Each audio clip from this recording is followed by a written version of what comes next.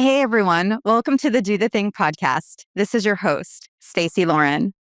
Well, you guys, I'm so excited because we have the most expert panel lined up for you today. This is going to be about a challenge that we're going to be doing inside of the Modern Prairie community with I was saying this morning, but it's like partner in crime, partner in kindness, partner in hope, partner in inspiration, Laura Carney, the Ernie to my Bert. To your Ernie. Oh, yeah. A Bert thing to say. The Bert to my Ernie.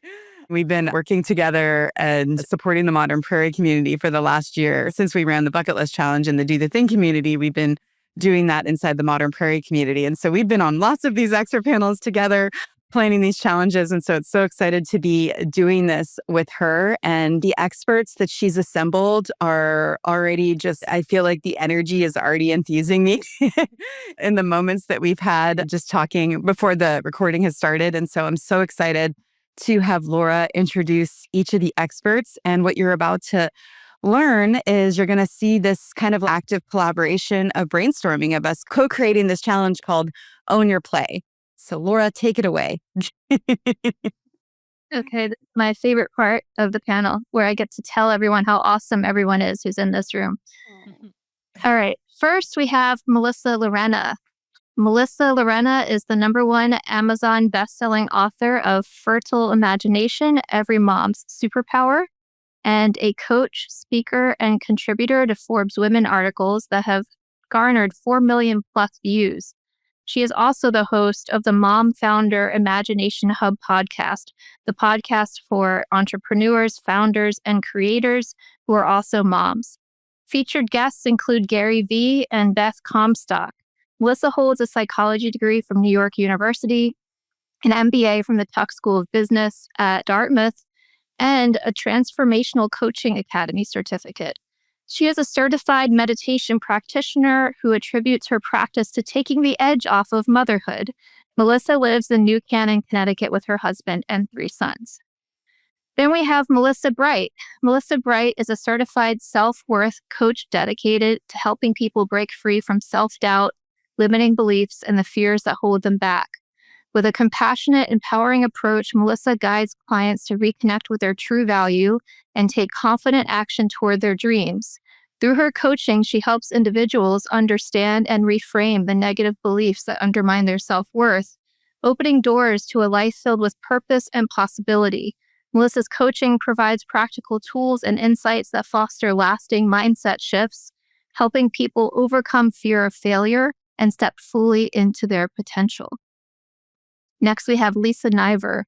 Lisa and I share a publisher. That's how Lisa and I met. Lisa Niver is a Telly Award-winning travel journalist and TV host, and the author of the award-winning memoir, Bravish, 1 Breakup, 6 Continents, and Feeling Fearless After 50. She's explored over 100 countries on all 7 continents, with bylines in USA Today, 10 Best, the Los Angeles Times, and Wired. The host of the podcast, Make Your Own Map, Lisa inspires audiences worldwide through her bold adventures, powerful storytelling, and passion for reinvention. And finally, we have Darcy Bolden. Darcy Bolden is a manifesting mastery and reality creation teacher and a highly gifted light language channel. Darcy uncovered the true power of working with the quantum field and the non-physical to create massive transformation not only in her own life, but also the lives of hundreds of others. She went from weighing almost 300 pounds and being broke to losing 130 pounds and truly living the dream, traveling and adventuring full-time, doing what she calls going on a living spree. She has devoted her life to sharing these very unique manifesting techniques and her channeling to help others create the life they most desire. Wow. So good. Thank you so much, ladies, for being here. Laura, as I'm sitting here listening to you share the introductions for each of the experts, I'm thinking about you and just what you've done now since we've been in the Modern Prairie community and hosting these challenges, just leaving that alone, and how this is actually birthed from another challenge you created inside the community called Follow Your Heart. And so Own Your Play is birthed from, I feel almost even you seeing the group but what was needed next. And I'd love to maybe have you share a little bit about what that is so we can kind of tap into the energy of what we're doing. Yeah, it's interesting because I had application yesterday. It was like this creative process podcast wrote to me or something. And they're like, tell us about your research. Tell us about your writing routine. They always want to know your writing routines. I'm sure the writers in this group are familiar with that. And I told them I do this weird thing now when I research where I follow my subconscious. If something in the back of my mind is like, do this, read this, watch this, I'm like, okay, got it. I'll do it. So one of the things I did, which now sounds so crazy and corny to me, last summer I read The Wizard of Oz, the book version, which I had never done before. And then at the same time, I was studying this manifester, Florence Scovel Shinn, who was a popular, oh, I love that you're shaking your head, Darcy. She was popular in the early 1900s. And she and a few other people were into the school of thought. It's not really a religion, but it sort of acts like one called theosophy. And oh, Darcy knows what that is. Okay, cool. I had never heard of it before. And so it's rumored, and of course, all these pieces started to come together for me. It's rumored that L. Frank Baum, when he wrote The Wizard of Oz, was applying the tenets of theosophy. And so the different characters in The Wizard of Oz all represent the things you have to do to transform, to reinvent yourself, to experience a rebirth. And one of those things was the fact that Dorothy left Oz. So I thought, well, that's sort of like our bucket list challenge. That was our first class that we taught for Modern Prairie, and the one that we did that Darcy was a student in on Facebook. That's the idea of respecting your dreams, treating them like they're real. The next part was you have to change your beliefs and your mindset, and that's the scarecrow. And that's what we did with Find Your Voice, because Find Your Voice was our next class. And then when we did that, we started to learn how much our students needed to be heard, and they needed to figure out what their own voice even sounded like. And you told me yourself that you sort of altered that class a little bit once you met me, because you realized I had a very internal way of finding my voice when I did my dad's bucket list. And then the next one was Follow Your Heart, which I don't know if I even realized when I invented it. Now I'm at the Tin Man. Because the idea is once you have figured out that I respect my dreams, I have a new way of looking at myself, I've gotten rid of my limiting beliefs about life and myself. Now you have to be willing to be open and extend yourself to other people. And when you let yourself love other people and let them into your heart more, then you start getting better at loving yourself. So that's really what Follow Your Heart was about. So the natural follow-up to that is Own Your Play, which is, of course, the Cowardly Lion.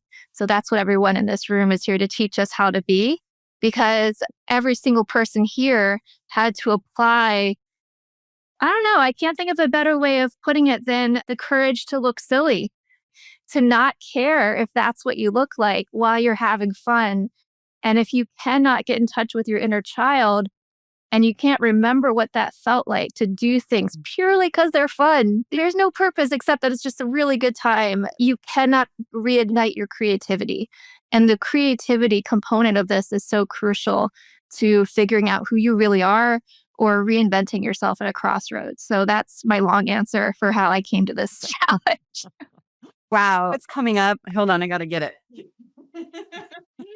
I'm really excited because one of the things I've been doing is this comfort circle map, which is basically the horse where you're still silent. So you're not speaking up yet. You're internally processing and things like that. And then you find your voice, and then you share your voice, and then you monetize your voice, create your movement, global reach. Not everyone goes through each circle, but some people do.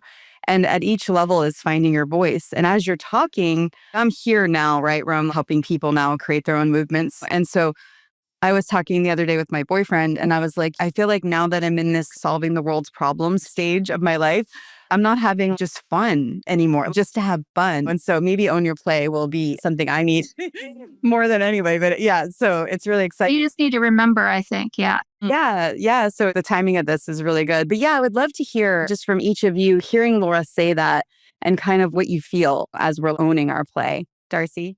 Yeah, I'm just about ready to just bust out here. So when I heard Laura speak about that, that's been my life. As she read my intro, like I said, I used to be almost 300 pounds, seriously broker than a joke, living in a suburb apartment, just wishing and dreaming of a different life. What would it be like to go traveling and be a showgirl or a model and all of those things? And I just, in an instant, in a choice, I just decided if I created all of this mess, I mean, it's like, then I can create it differently. So to make a very long story short, what I did in my late 40s, just say 48 at the time, I ditched everything I owned. I manifested an RV and I hit the road indefinitely with I had $12 to my name. And here it is 6 years later. I mean, I'm still on the road. Like I said, my driver's license says Austin, Texas. But I love it, Laura, what you said about that risk of being silly. Or my favorite thing I've ever learned in this planet is from Stacey Lauren about just do it messy. And it doesn't need to make sense.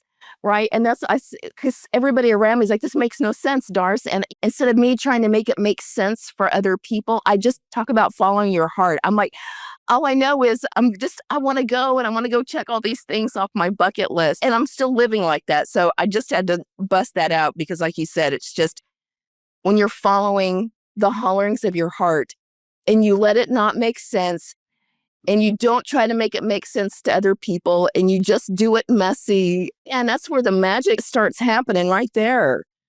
Thank you. Yeah. And if I could just chime in, I would say that a lot of folks that might be tuning in and listening and being inspired by our stories, they might be surrounded by very serious people. I almost feel like we need an acronym or something that's just widely accepted.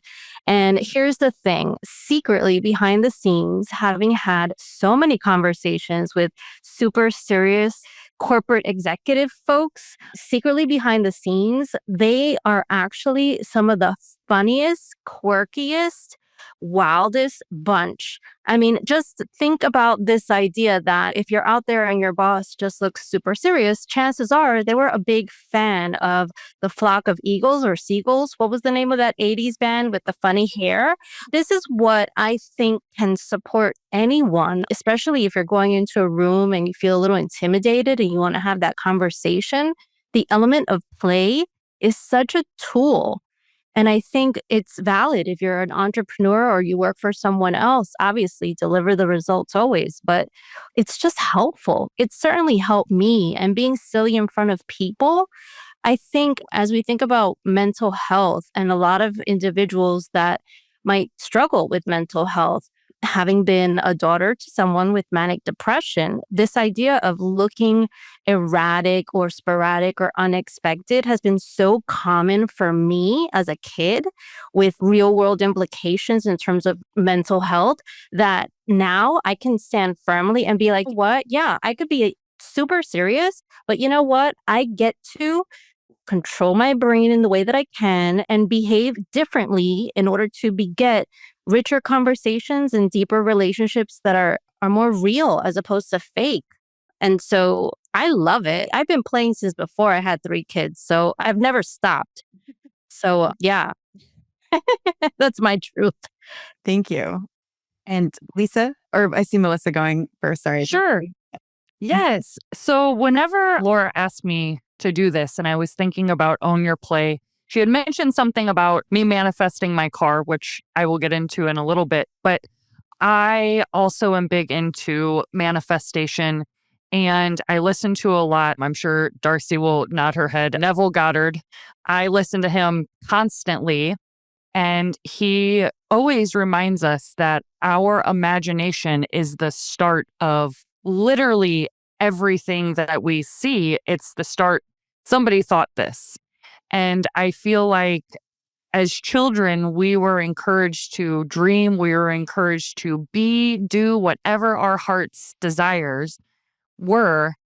But then somewhere along the line, things happened. We experience pain, loss, grief, what have you. And then people kind of get into this survival mode and they stop dreaming. They unfortunately are using their imagination to sometimes bring about things a bit that they don't want. So if we can actually use our imagination, like Darcy said, she had said before, how I manifested my car, I'm like, if I can do that, it's a certain number, it's a certain price. The universe doesn't care what amount. So I'm going to try to manifest something bigger. But the whole point of me saying this is this play of getting back to this imagination. Every single one of us has it, and to dream again, because it's possible to manifest the things that you literally can't even imagine. And we say that so many times when bad things happen. I could not imagine that that would happen. Me losing my mom at 25 could never have ever said that that was going to be my life, and it was. But the opposite side, the most miracles can also happen in your life. And I want to remind people that play is dreaming and imagining, and we have that accessible at any time. Thank you. So I just have to say I'm super happy that I wore my sparkle shirt today. This one actually, the sparkles change. I put on this way because it's Rainbow Pride Month.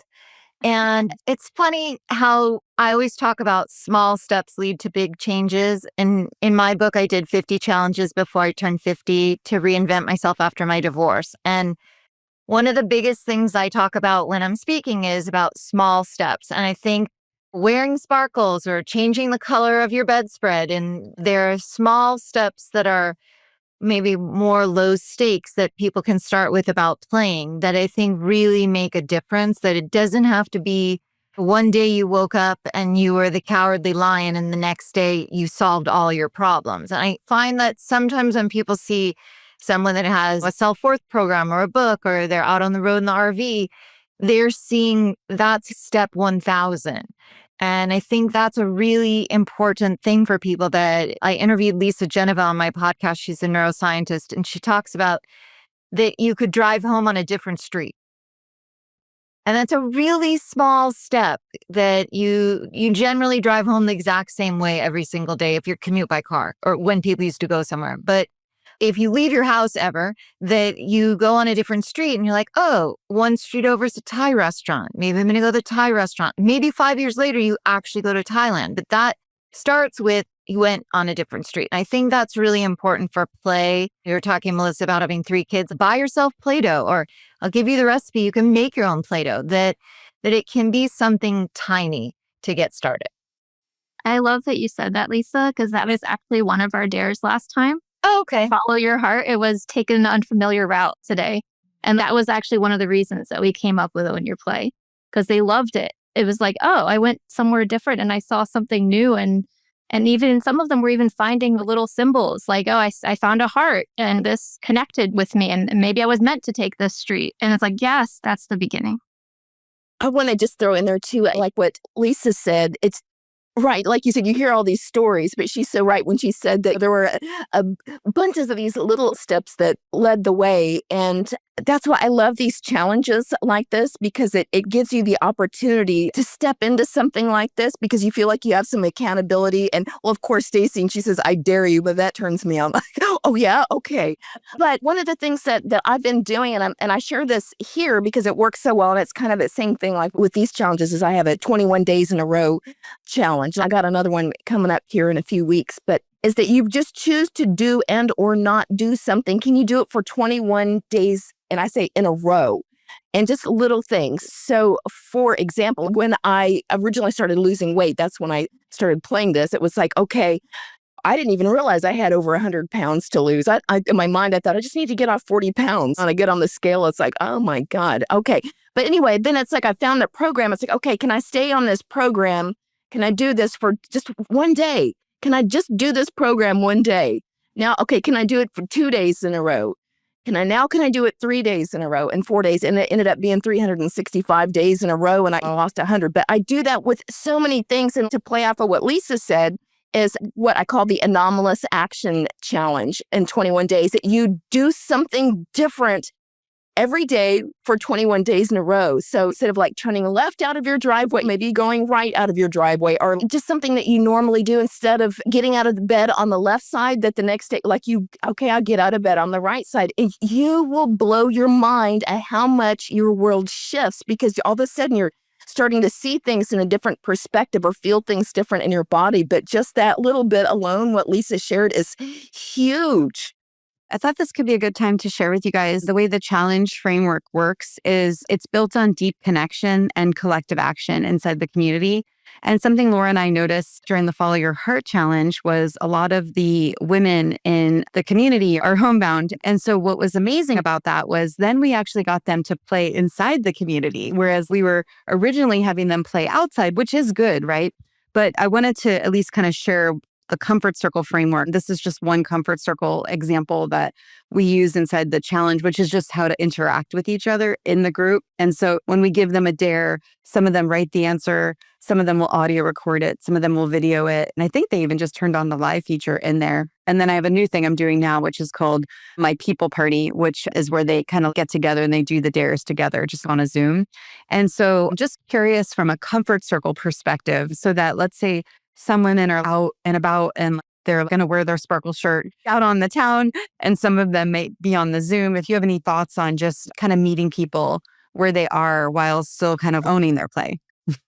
I would say, as I was writing my book, which literally has the name Imagination, because that was so important to the whole topic of just feeling alive again and owning my play in my own way. I think it's so tailored and so personal. When I shared my book transcript with a psychiatrist, for example, who happened to have been my college tutor in 1997, she read a section where I got on stage and I was telling my story, and it was at the Magnet Theater in New York City. And I was suggesting to readers to find a way to perform, right? And that psychiatrist then told me, oh my God, Melissa, that gave me so much anxiety. And I thought to myself, to your point, Stacey, it's like, okay, so clearly that's within my comfort zone, getting up on stage, right? Something that people often are petrified by, but it might not be within anyone else's comfort zone. And so I think that's also where using your imagination comes into play for you specifically. So it's really just doing something that gives you almost that tiny little feeling in your tummy. Maybe it's nervous energy or like, oh my goodness, I can't believe I'm doing this, or who am I, or what are they going to say? Yeah. That thing might be outside of your specific comfort zone. Just like a challenge might be not so challenging for me, but very challenging for someone else. So you have to really know yourself, which is why when I think about how to play, I always start with, okay, what do I need right now? And also, what would be wacky? Literally, I've told myself that. But at the same time, what's going to stretch me? Because I've done some really cool things that I'm like, oh, that's not enough. I want more. I'm not a junkie in that respect, adrenaline junkie or whatever. But I think it's personal to your point, Stacey. And I think it's also just feeling good that, yeah, that was outside of my comfort zone, pressing submit on an article or talking to a stranger at a Starbucks line or asking for a discount. And I think it's okay. If it was outside of your comfort zone for you personally, own it, love it, be excited by it, and don't judge what's within your comfort zone versus why can't I do a live stream and talk to a bazillion people? This is not some sort of competition. It's you versus you, quote unquote. Lisa, I'm feeling you. I don't know if you want to. Just trying to think what you said about homebound, and it makes me think about COVID. And when I was I traveled nearly full time, and during COVID, I had to respect some family health issues, and I was home in Los Angeles a very, very long time. And I took a lot of classes through UCLA, and I'm just trying to think all the things that I did do when I felt stuck at home, walking on the beach. And for me, I really wrote most of my book during COVID. And one of the things that it makes me think of is I ended up doing, my agent had suggested we did this TikTok challenge. There was a workshop, and the workshop was you to make 5 TikToks a day for 30 days. And every author in the group was like, no, I'm too old. I'm too ugly. I don't do that. And I remember I just agreed to do one day. I did one day. I did 5 of them. Eventually, like Darcy was saying, I did the 30 days. In fact, I did 90 days. And at the end of 90 days, I signed my publishing contract of the same publisher as Laura. And I do just think that's such a hard feeling when someone recommends something and your instinct is just no, no, no, no, no. I mean, that's my whole book, my 50 challenges, every single one I said no before I did it. So I feel there's so much when you say that to me, homebound, that people are kind of owning their limitation. And that just because your home, or when we all together went through the global pandemic and no one knew what was going to happen next. Or now here in Los Angeles, there's part of Los Angeles with curfew because we're having a lot of challenges in our city right now. And that's for today. And then, like Darcy said, you start day one, you're like, I'm going to lose some weight. And day two, I'm going to keep going. And a play is a really big part of that. For me during COVID, I know when I was stuck at home, I did a lot of art. I had all of these coloring books. So that was really fun for me. I'm writing all this down. I'm like, the challenge is happening. It's so good. And Melissa, B? Yeah, thank you. So remind me of the question again. I just want to make sure that I understand. Thank you. And Laura, do you want to ask it in your way too? Because I feel like we even, Oh, we're talking about ways to inspire our students in Modern Prairie who are homebound. And so this one, I'm actually imagining the comfort circle right now and what that could look like for all different levels of people. Because there are also some that are out kind of in the world. Yeah. I mean, so as an example of this, which I think Stacey was touching on before, one of our dares last time was talk to a stranger or call an old friend or something like that. And some of them would say, oh, but I can't go out and talk to a stranger. So then we changed it to talk to someone within the app on Modern Prairie who you don't know. So we had to find creative ways. And what I'm hoping to do, the dares that we've written for this one, there are a good number of them that do involve arts and crafts and also more artistic elements. There's so many ways to own your creativity. So what suggestions would you have so that everybody feels like they all belong to what we're doing? Yeah. So it's funny that this is kind of the question because I would consider myself homebound. I am home every day of my life. Man, I think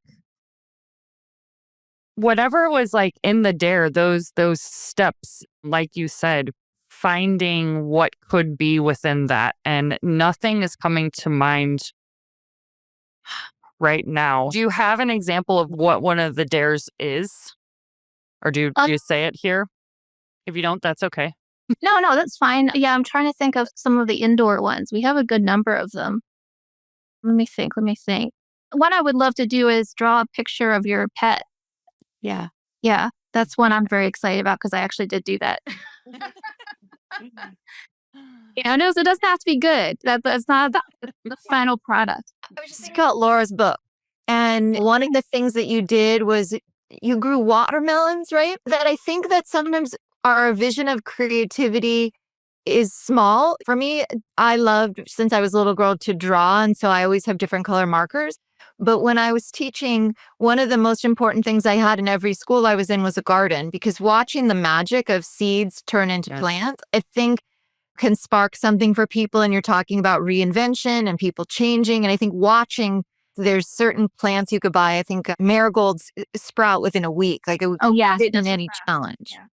And I think that's something you can, now we have so many things that order and send things to your house. You could have that happen even from the supermarket. They could send you seeds. I'm glad you mentioned that because I do actually want to use that as one of them, grow something from seed, because it's such like, I've done that now a few times. It's like I'm always insisting on seeds for some reason. So I have all these packets of seeds in my kitchen and my husband thinks I'm losing my mind. But it's just super fun. There's something so rewarding when you see just a tiny little seed and then something pops up. Maybe it's a metaphor for something. That happened to me. I literally just celebrated this morning. I'm doing a Roma tomato plant outside, and I have been obsessively looking at this thing as we do, and it's doing its process like it does. And there it is. And I'm like, yes, success. It's not there, but it happened. And this is really a metaphor for life. It truly is. And I want that reminder every day that, as I said, Neville Goddard, he always talks about it. When you plant the seed of what you want, you don't dig it up every day and say, is it happening? Is it happening? You trust the law of nature to do what nature does. And can I tell you something really woo-woo that happened just in the past? Please. I love woo-woo. All right. So I don't know, some of you are familiar with my experience with my dad's bucket list. One of the items on the list was plant an apple tree. And that was a COVID activity for me. And as Lisa was saying, just planting things really got me through that time. I planted apple trees just from seed on my porch. Then as the pandemic was clearing and we were allowed to go out again, I found spots to put each of the trees. And during that time period, I named each tree after a family member. And so the one that's named after my dad is now at his high school, and they just got a plaque for it. So that's very touching and exciting. But there was one I named after me, and they let me plant that in the park down the street where I did my running, which made sense to me because I processed a lot of, I used to call it crunning, crying while running. I processed a lot of grief in that park. But then last summer, one day, my husband sent me a picture of the spot where the tree stood and it was gone. They had removed it because it had died. It didn't make it. And I blamed myself a lot because I was on my book tour and it made it difficult to water it every week like I was supposed to. It probably wasn't my fault. I think a deer ran into it at some point, so maybe it never bounced back. But regardless, I was really depressed about this tree not being there anymore. I thought, what does this mean? Is this some reflective of something in me? Did I change in a bad way? Things like that, of course. Well, a couple weeks ago, I saw 2 or 3 little apple leaves coming back up out of the ground. Oh. In the park. And I thought, how is this possible? I got a little plant identifier app on my phone and it came up apple. And I was like, what? It could come back? I think what happened was they left one of the roots by accident. But there was just something so rewarding metaphorically in that. Because I think for me, it was like, oh, I'm still me. I've gone through all of these changes, but I'm still here. There's a little piece of me that's still here, and I'm still building on that person. And really, when you transform your life, lots of people are going to have some things to say about it. They want you to be who you used to be. So that's what was familiar and comfortable for them.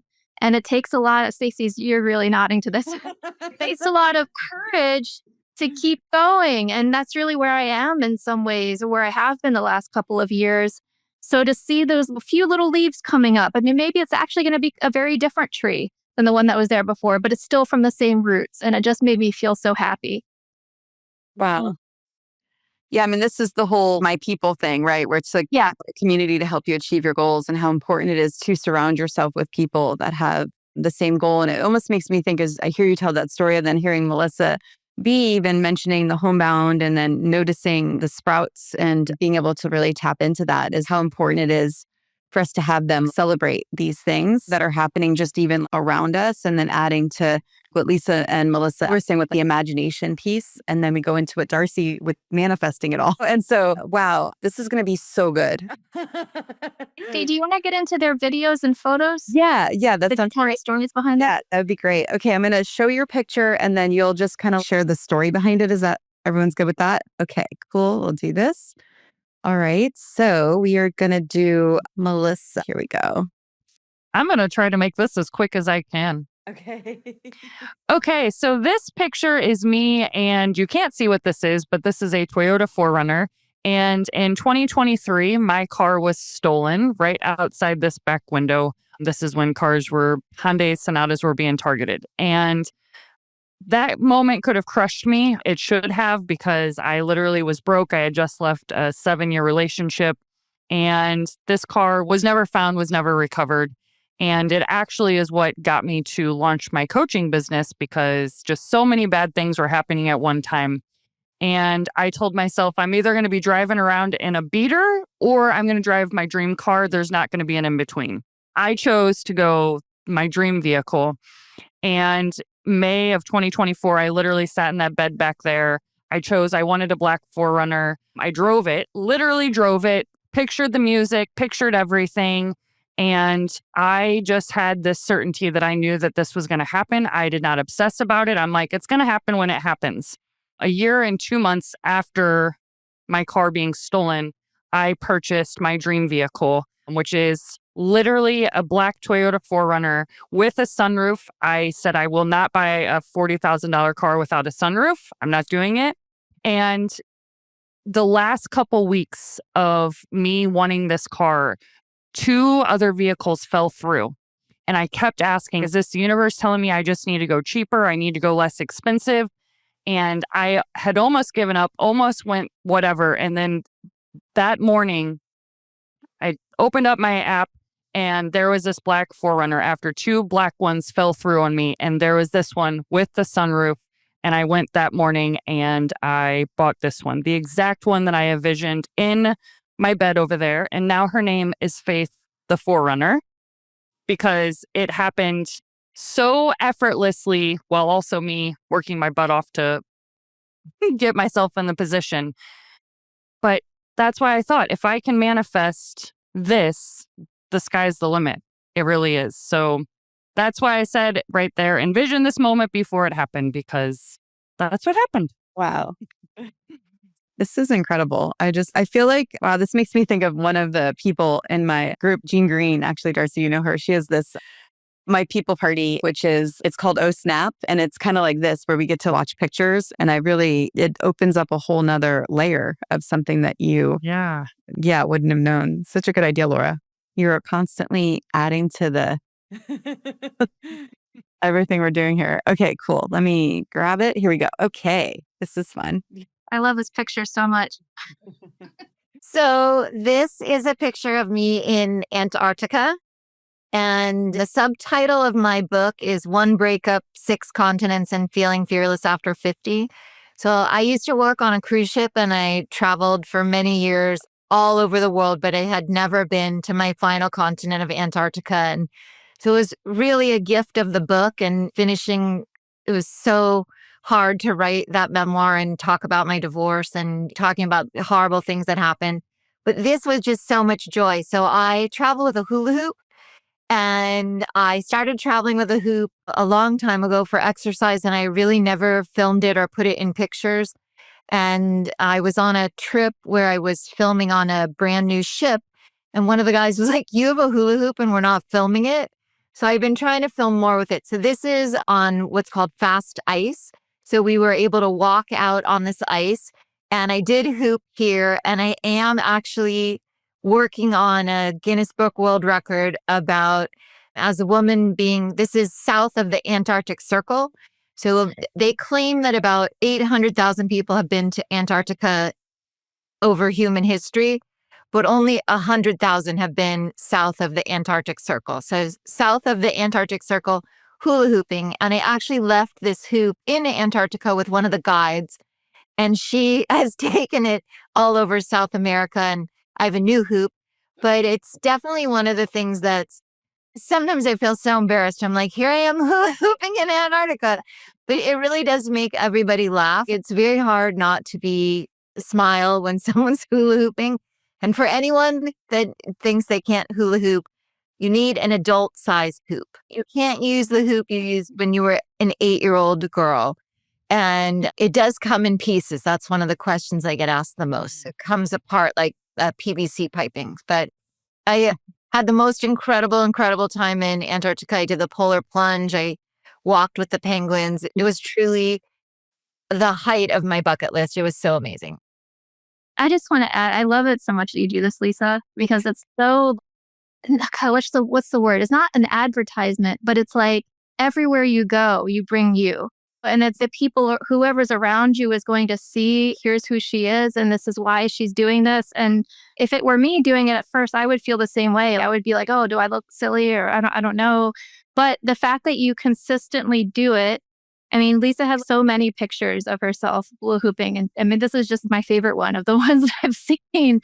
But it's such a cool way to communicate how you feel. And that's what we should be doing, I think. Well, I don't like to use the word should, but I think it's very freeing if you just let yourself be your authentic self and express that. And it really does lift other people up. It's a funny thing, though. I did my first full-length travel TV special. I filmed a 24-minute special in Ireland, which actually just won a Telly Award. Yeah, that's awesome. But I hula hooped at all these castles. And the team that I was with at one point, they were like, we're not filming this anymore. You can't use this footage. I'm like, actually, it's my show and I hired you. So you're going to film me. And then every level from the filming to the editing, people really pushed back on me. But it came out so great. It's so quirky. Here I am hula hooping in a castle in Ireland, but it looks good. So sometimes you have to do stuff even though you're not sure it's the right thing. And I was thinking about what you said about the courage of the lion. The lion didn't know he had courage until someone reflected that back to him. Yeah, and until he used it to help his friends. It makes me realize too, even when I think about Laura with the Nelson story, that Jack True style. when you have a reason, there's something that kind of drives you to do it. It helps you kind of almost own your play even more. Yeah, I was doing my dad's bucket list for my dad. Yeah. I could detach from what would Laura usually do. That was the reason I was able to transform. Yeah. Okay, who's next? Darcy. Okay. Here we go, Darcy. Oh my gosh. So this was an unexpected bucket list checker offer here. This was this past October of me paragliding off the Swiss Alps in Interlaken, Switzerland. And it was one of these things that I tried to talk myself out of because I kept thinking, oh, the money that it's going to cost, I should put this money towards something else. And then it was like, wait a damn minute. Let's look at this, girl. You are in Switzerland. I mean, dream trip here. I'd never been to Europe before, ever. I just got this nudge. I heard just get yourself there. I got to tell you this. I literally just got the cheapest flight to Europe I could. The cheapest flight I could find was to London. So I showed up in London. I literally had no plan in place. I had no idea where I was going to go. I was going to be there a month. And I just followed inspiration of where I kind of felt the spark to go or where I felt the pull. So I felt that pull. I ended up there in Interlaken. And like I said, I'm trying to talk myself out of it. But it was like, wait a minute. I mean, here we are, the opportunity of a lifetime. When am I ever going to get to go paragliding off the Swiss Alps again? I mean, especially I've got my health and my legs. And there was a point I was 300 pounds. I mean, I could never have done this. I mean, the weight limit for this was 200. If you were more than 2, they couldn't go. So that I'm just reliving it here. Literally, my whole body is just shaking. But yeah, talk about the trip of a lifetime and not knowing where you're going. That makes it interesting. Oh, by the way, I got to say, Lisa, too, when I hit the road, I've got a hula hoop, and the one, like you said, that breaks. And I was doing that, just kind of hooping around and doing video. So it's getting exercise, but also learning neat tricks and things. I want to share one other thing, too, about courage and doing things that are a little bit uncomfortable, or like what Stacey said about having a little mission. You kind of got a little something, like Lisa's saying, I'm going and with the hula hoop. One of the things that I've been doing on my travels is I wanted to do photo shoots in epic locations in beautiful gowns. So I travel with this gown, and so I find this really awesome location. And then sometimes I have to ask a complete stranger if they would take my picture. And there I am at the Grand Canyon with this big gown on. Of course, everybody's staring at me. They're probably thinking all kinds of things, but do it anyway. And one of the other things that I've been doing that is like a little mission, as I call it, dollar for your dreams. And I love going around the country and finding out what people's dreams are. And I get to meet the most incredible people and hear them. We've all got a dream. And then what I do is I write their dream on that dollar and I give them the dollar and I tell them this is the first dollar to go to your dreams. Oh my gosh. And just seeing them light up, and I try to take pictures of that. They'll let me out. That's always out of my comfort zone as well, is to ask, do you mind, can I take a picture with you? And that's when I go back and look at those pictures, some of those memories of those people lighting up, sharing their dreams. So that's what I got for that one. That's incredible, Darcy. A couple of things from what you just said. That's so what we're doing in Modern Prairie. There's just something so special about here. We're giving you permission. This is a safe space. You can talk about it here and go after it. The gowns, they started a new thing in Modern Prairie called Tiara Tuesday, where everybody puts on a crown and they take a selfie and they share it. And I actually got, okay, this is going to sound stupid, but I got little sweaty bands that have glitter on them, but that I use for running. I'm like, here's my crown, guys. Third thing, when I saw you do that paragliding, and I was following avidly every step of that trip that you took because you were sharing it all on Facebook, I forgot about your weight loss. And that just almost made me cry because, of course, that would be so meaningful to you. And it's so beautiful how we're following our creativity and we're owning our play. But in doing it, we're also owning, I get to do this now. And my former self is cheering. And I just think that's so special and so cool. Okay, here we go. Here we go. Melissa. Okay, now watch this. No one's on my lap.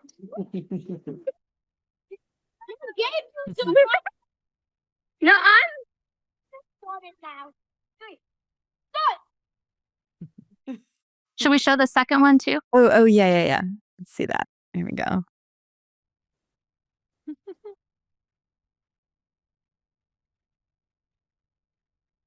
Hi. Here. For me? Yeah. How cool. Fertile imagination, a guide for stretching every mom's superpower for maximum impact. Happy Halloween! Today, Kindle version for only 99 cents on Amazon. Trick or treat. Here you go. Thank you. Ah! Here you go. All right. Thank you. I think when you have a business for 13 years, you'll do anything to just make the sales happen. And I think that's part of it's interesting because when I look at both reels, those happened because I was present in the moment. And I want to just emphasize that because I didn't realize how many missed opportunities there could be around any single person, whether you're a parent or a caregiver of an aging parent. There's so many opportunities to add a lightness to the moment, and they don't have to cost a thing. And so with the first one, we were living in Australia. So I guess Oz, quote unquote, but they don't actually call it Oz, fun fact, because I tried that and they were like, yeah, you're clearly not from here if you're calling Australia Oz. But we were living in Australia. So what does that mean? That means that you can own your dreams and own your play, even if you are an adult with 3 kids and a whole family. No one told us we had to live in Australia. Me and my husband decided that we wanted to switch things up in 2019. And so that was us in a playground in Australia overlooking Sydney Harbor and all of that. You kind of catch a glimpse of the Opera House. And I take my kids to playgrounds, and everywhere when it goes to playgrounds, you see age ranges, right? So it's like this set is for someone between the age of 9 to 12. This set is for someone between the age of X to Y. This is how you make anything more playful. Just dare yourself to do something that is not intended for you at your age range. Literally anything. And yes, some things might break. That has happened. But that flying fox, which is what they call it in Australia, I don't even know what they call it here in America. That wasn't intended for me. And so I have 3 boys, and they're also my videographers sometimes and photographers other times. And so I said, you know what? I'm going to get on this flying fox. Were there other moms there? Absolutely. Were there other kids waiting their turn as well? Yeah. But guess what? I counted. And so I got on that line, the tallest at 5 feet, and I decided to take my turn and try to see if I could just not fall or break something, although I hit a scooter in that flying fox moment.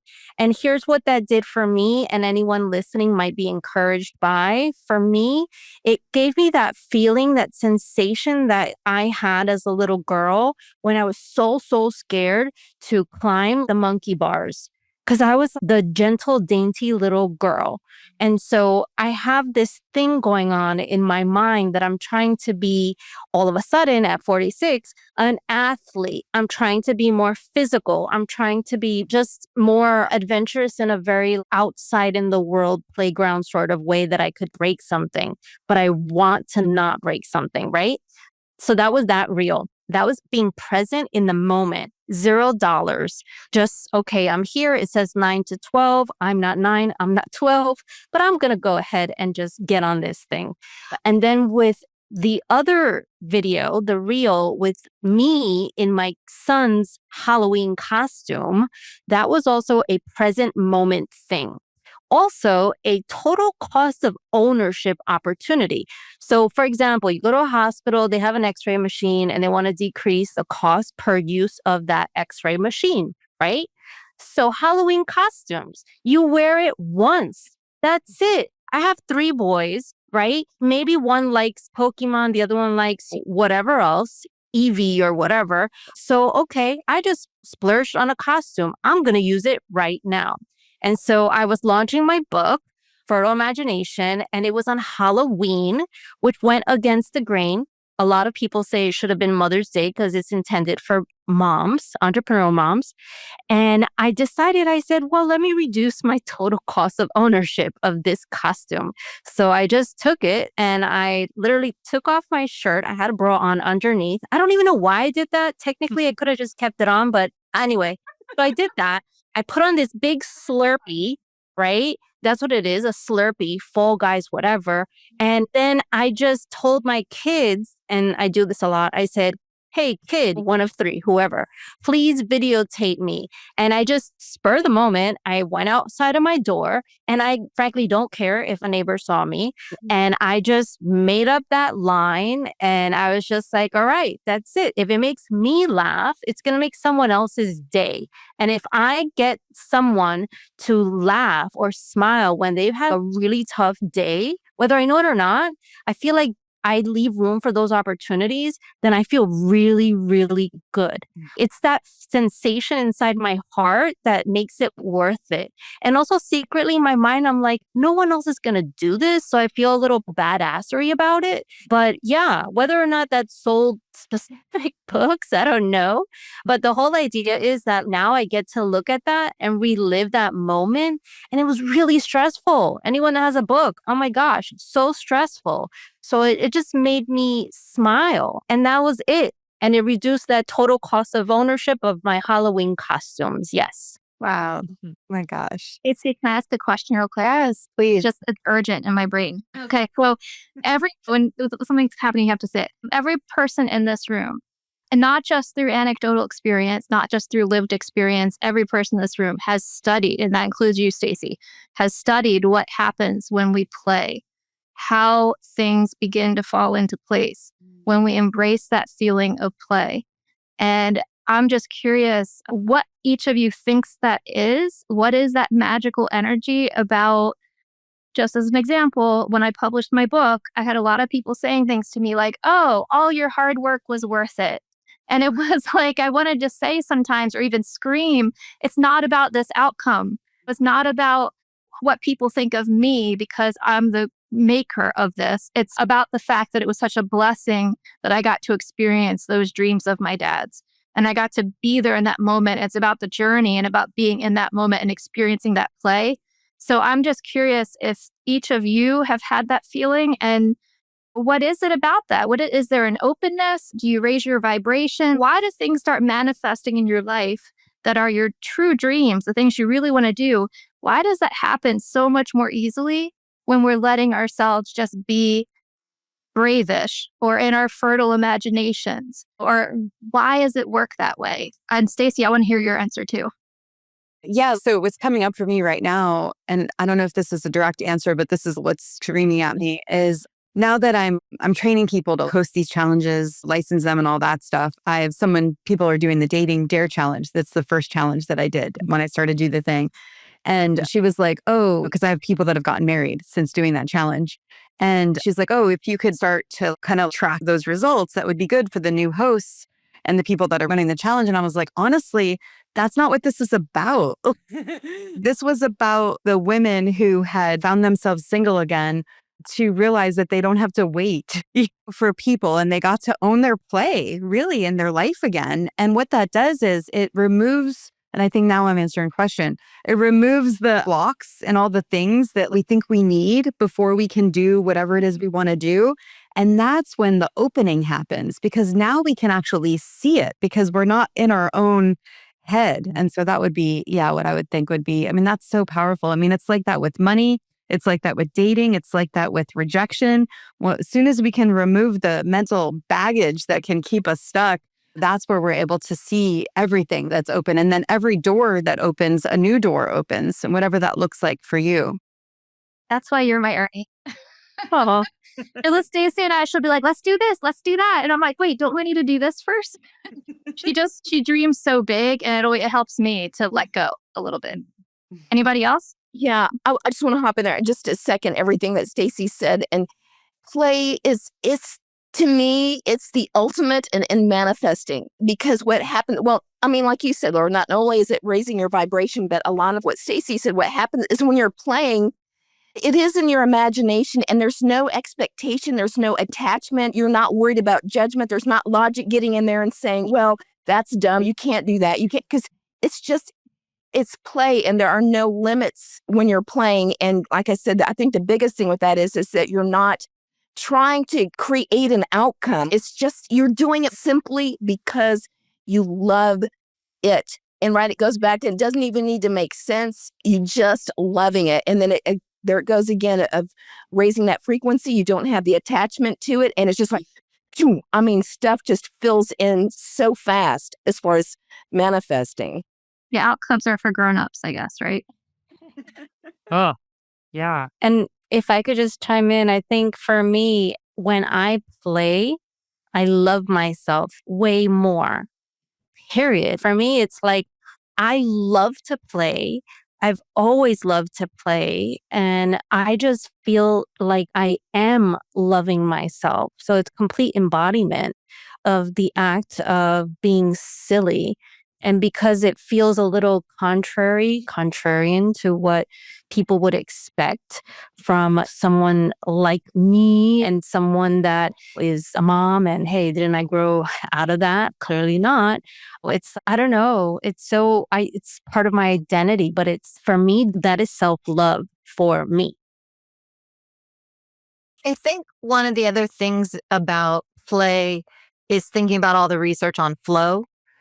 So I know for myself, when I'm stuck in an article and I get out of my office and I leave my desk and I go swimming, almost every time I can figure out how to solve the problem of the article. So whether I'm at my ceramic studio or I'm in the water, I think one of the things is just getting out of that locked in feeling in our heads. And I know we've been talking a lot about art as creativity, but I think it's important to have a really expansive view of creativity and flow, that it's not necessarily one way. Everybody doesn't need to have the same colored markers. That's made such a big difference for me. I said in the beginning, we talked about, I went to school. I took a lot of UCLA classes during COVID, and one of the classes was a meditation class.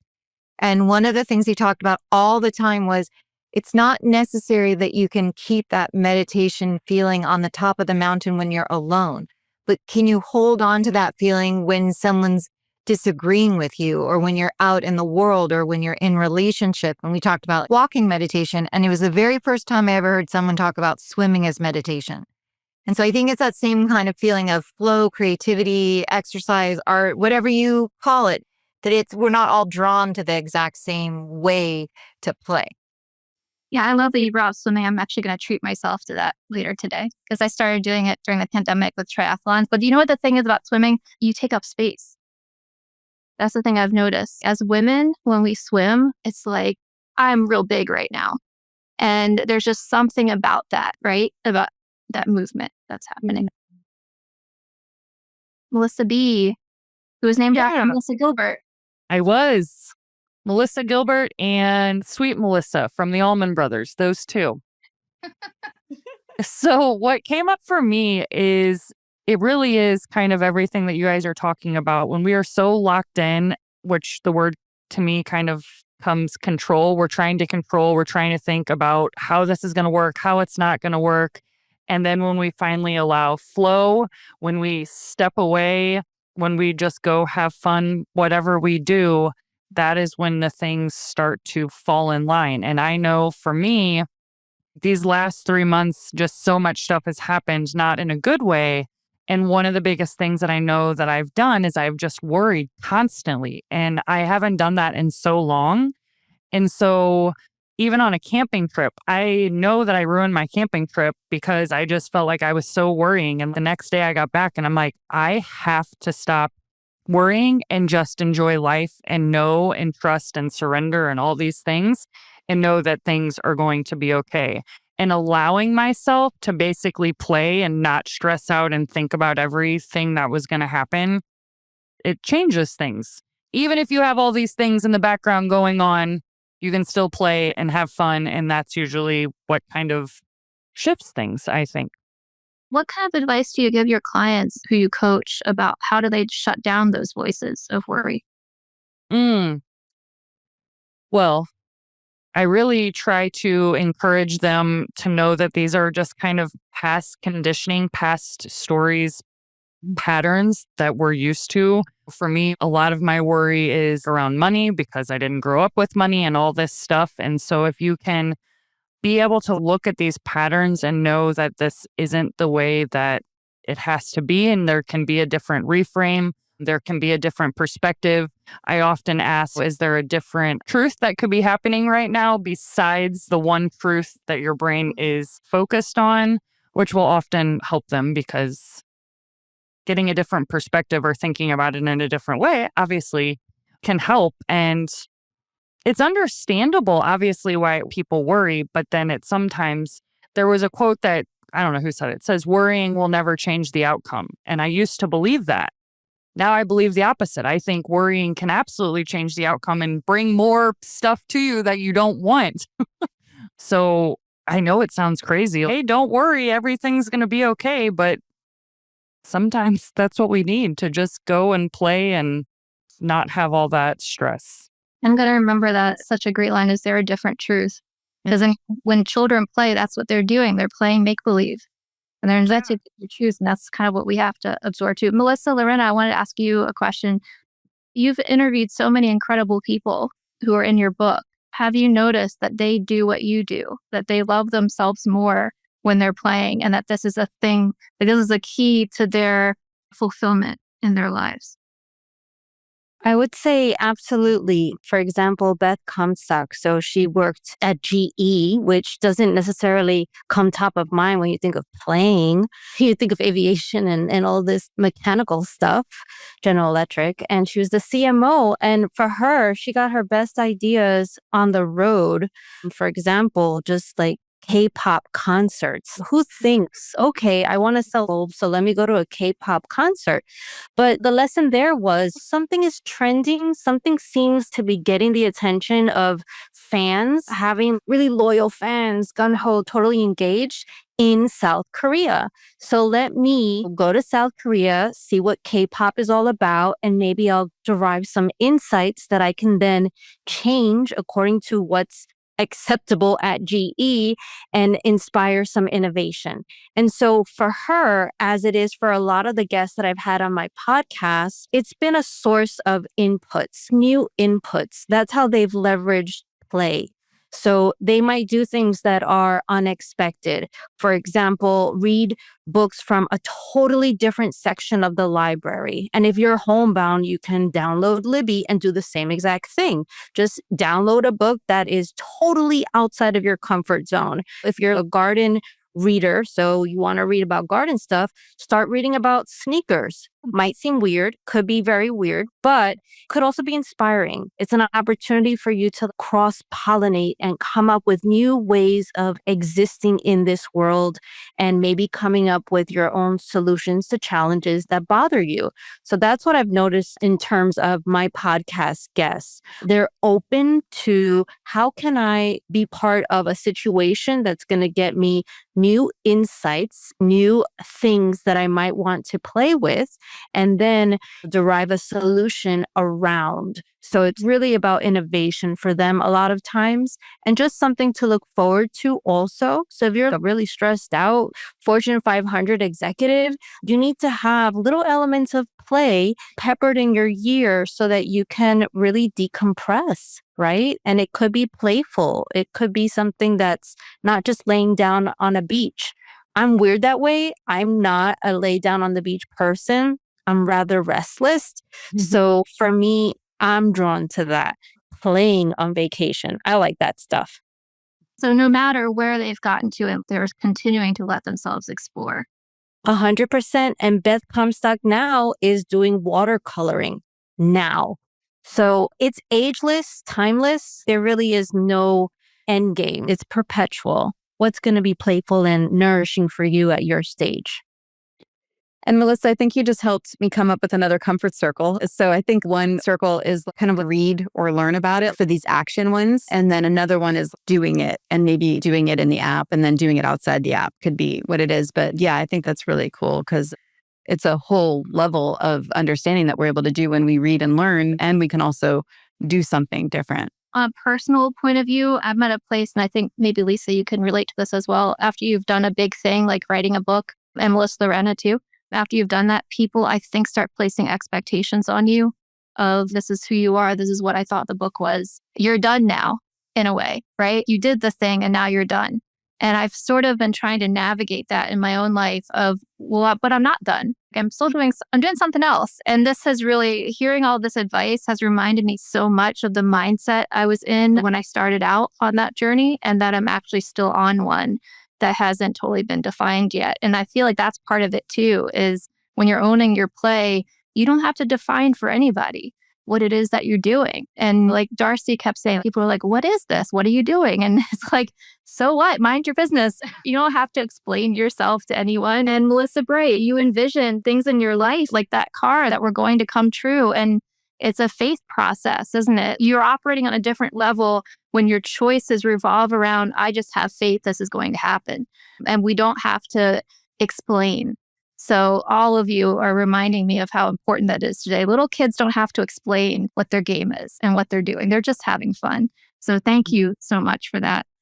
I'd love to go around the room and just hear what your number one piece of advice is for people on owning their play, and also kind of what they're participating in the challenge. For me, the thing I'm actually really excited about with the challenge now, Laura, after you reminded us about the Tiara Tuesdays, because that was something that came from Follow Your Heart, where we had this leadership team. So with the challenges, it develops a leadership team within a community. And they really took it on to be able to create these really cool spaces. And I now call them my people parties. So I think during this challenge, I'm excited about integrating that more into it, where they can have these really fun kind of Zoom meetups around whether it's drawing or crafting or reading even would be really great. So yeah, I would love to just maybe have you guys share for you in terms of advice for people. I'll go. I think just the name, Own Your Play, and we were talking about not having a definition. It doesn't have to be this certain thing. To be able to maybe be in the present moment, enjoy it, and then also looking back and seeing what it morphed into. That's kind of what comes up for me. And I know for me, I used to be this person that everything had to look like everybody else. If people journal 5 times a day, that's what I was supposed to be doing because that's what everybody says what you're supposed to do. But if people are going to do their play, know that it doesn't have to be like the rest of the people. If your paint color doesn't turn out like the rest of the people did, that's okay. That's what was coming up for you. I know Lisa kind of spoke on, I think she touched on that kind of about it doesn't have to look like everybody else's. So just owning it and being okay with your own authenticity. Yeah. I'll go just because it bounces off of Melissa's there. And again, I said it at the beginning. And like I said, I can't not give Stacey Lauren credit for it. And it's been the most helpful, uplifting, expansive thing in my life is to just do it messy. And it doesn't matter what your hair looks like. Little kids aren't they're going to go outside to play and they're not like, okay, wait a minute. Well, let's go out there and play. No. And it gives other people permission to just be. Stacey, when she first introduced that and she shows up with the shower cap on, as I went, here I am. And you appreciate that when you see somebody just being real, you feel that connection. And like I said, it gives you that permission slip if you need. And it goes back to then taking attachment, or it has to be a certain way. It's got to look a certain way. I've got to look a certain way. I've got to sound a certain way.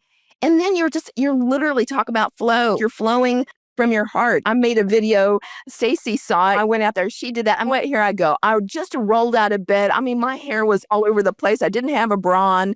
I mean, like this is how I feel right now. And that ended up being my most popular video ever too, by the way. Yeah.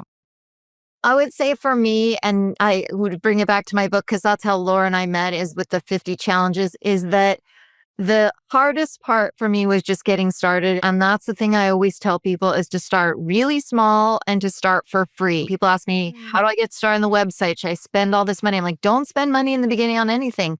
Maybe you won't like it. But one of the lessons I took the most from scuba diving is that you never go without your buddy. And with the 50 challenges, people always ask me, what was the scariest thing? And there were a number of things I never would have done. I never would have done the first challenge, and I never would have done what in the book I think is like 48 or 49 was without somebody saying, I'll do it with you. And I know you said you have the app and that people have this community and leadership, but sometimes you just need one person to either be an accountability buddy or to actually do it with you. And for me, that's definitely made the biggest difference. Your book, I feel like it goes nicely with Melissa's. Did you guys have the same cover designer? They seem like they should be buddies. Purple is a fun purple, and yeah, those are just fun color palettes. And I can see why they're both so successful. It's really appealing covers. Thank you. thank you.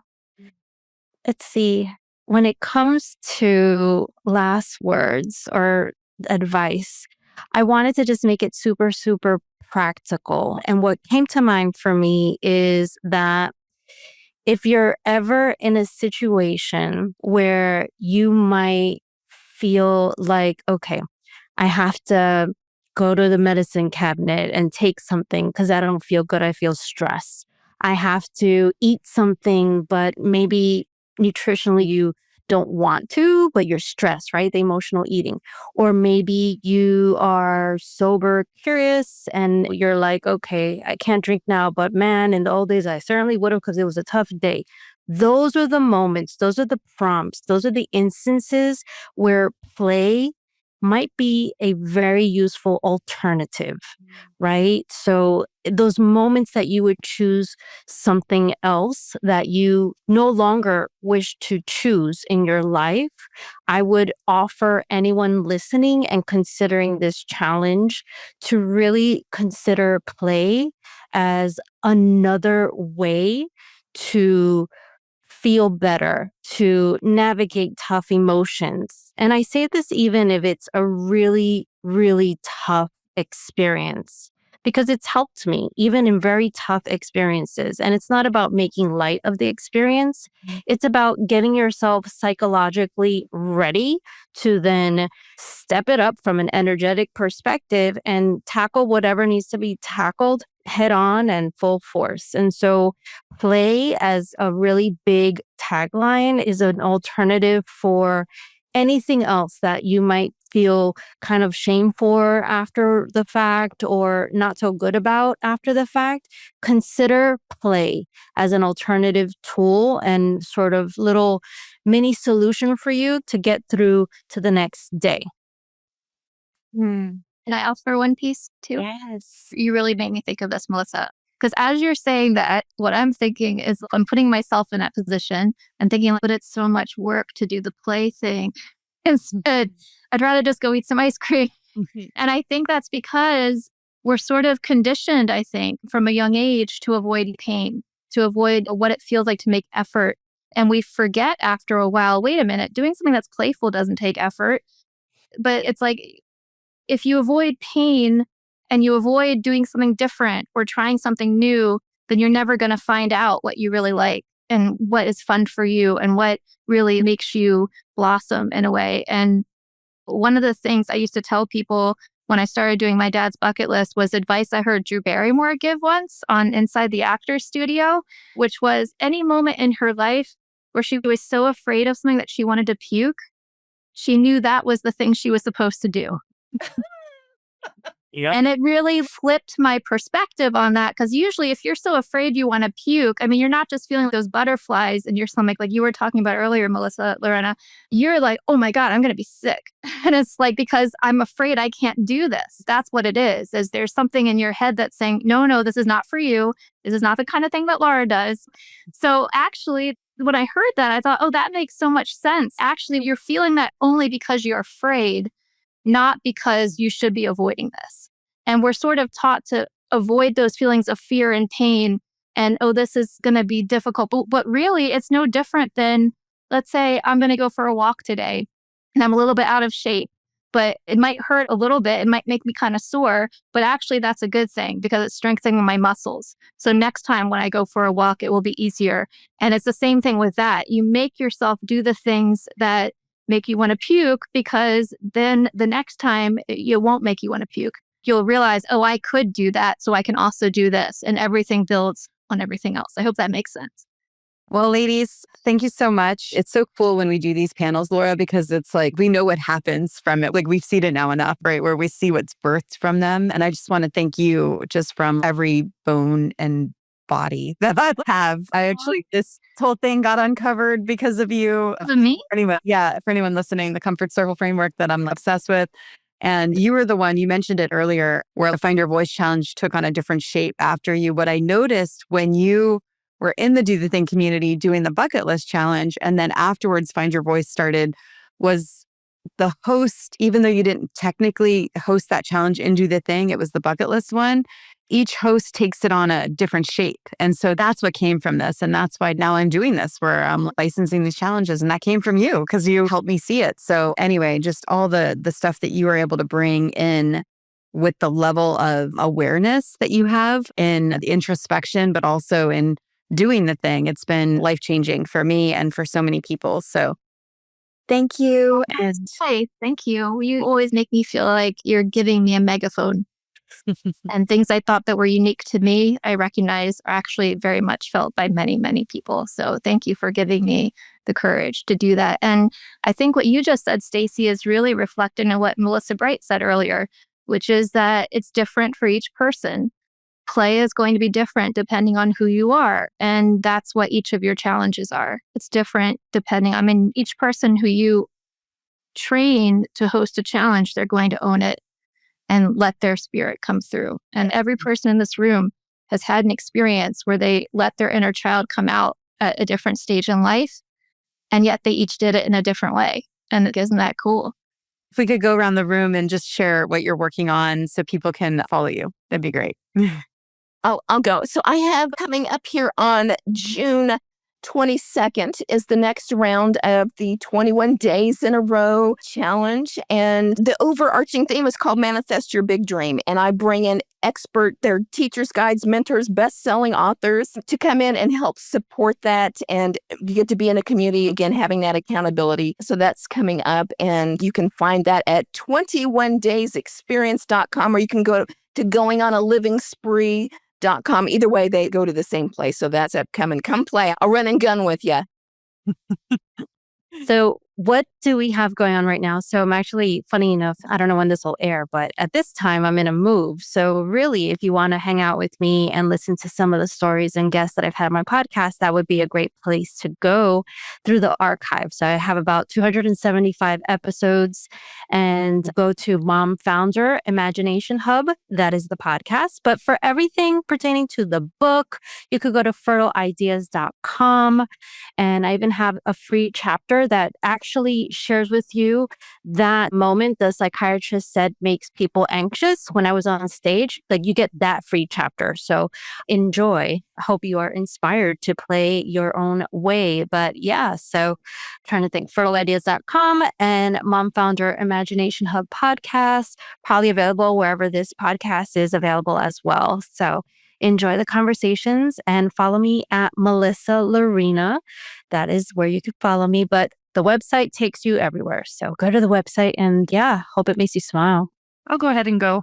So right now, what I am doing is currently I'm just doing one-on-one coaching, but I'm pretty active on my TikTok. I absolutely love creating content and inspiring people that are feeling I'm not good enough or whatever, but something has been calling to me more, really wanting into hopefully getting into group coaching for women. That's something that I've envisioned. And so that is hopefully going to be coming up in the next couple of months. So if you would like to follow me, I am on Instagram and TikTok, Melissa Bright _. You can't miss me. You'll see yellow, of course. That's where, yeah, it's for branding purposes. So yes, that is where my stuff is. And thank you once again to Laura and Stacey. This was a wonderful conversation. I greatly appreciate the opportunity to be here. Well, thank you so much. Like we said, Laura and I are book buddies from the same publisher. So Bravish is available everywhere. And I do have my own podcast, Make Your Own Map. But the best way to find me is my website, lisaniver.com, or anywhere on social media. And if you want to see my Telly Award-winning special, that's on my YouTube channel, which is closing in on 2.5 million views. So It's all happening. But yeah, anywhere on social media, you'll find me at Lisa Niver. It's so good. It's an Ireland episode. I watched the whole thing. I love Ireland, but I love Lisa too. This is really, really entertaining. Thank you for including all of us. Laura, share. Me? What am I doing? Yes. Oh, I did have something very exciting just happen. My book, My Father's List, it won the award for Greensboro's One City, One Book. So the whole city of Greensboro, North Carolina is going to read My Father's List in October. And boy, it's been really exciting because it's kind of relates to what we were saying before. When I went on my book tour, I had paid for it myself. I just went to all of these cities because I just felt like it. And my intuition was telling me to do it. And I'm so happy I did that now because one of them was Greensboro. And that's the place that is now giving me this award. And it's so funny because every person I met along that book tour is now playing a role in this festival in October. They're letting me bring my friends. And if I hadn't done that, I couldn't be doing this. So I'm a little overwhelmed and intimidated. I'm not going to lie, but I think it's going to be a really great party that puts a real cap on this journey and helps me kind of accept that I'm in a different one now. Congrats. Thank you. All right, you guys. Well, here we go. We're going to own our play. Do the thing. Don't wait for opportunity. Created. it. Oh, am I doing a All right. Yeah. Thank you, everyone. I really appreciate all of you. Thank you. Thank you. Thank you. Thank you so much. Thank you so much. Bye, you guys. Bye.